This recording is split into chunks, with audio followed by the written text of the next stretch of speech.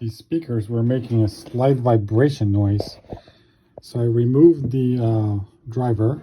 These are the near 10 amps.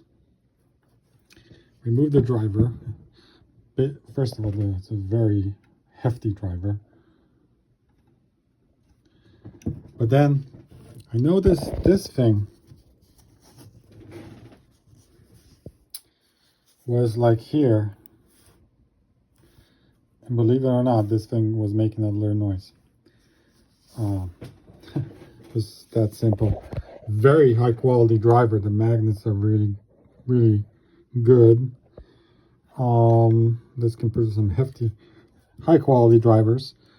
Another, you can tell when a speaker is high quality because the screws that are coming in are not the pointy screws. The pointy screws suck because you take them out a few times and the thread will in the wood is destroyed. Instead, you want these type of screws. There's a backing behind. There's a metal backing that this actually goes into. This is what you want to get, because these will, well, it's preferable to see this on the speaker, right? Because these will never strip, because like I said in the back, there's the metal backing on these.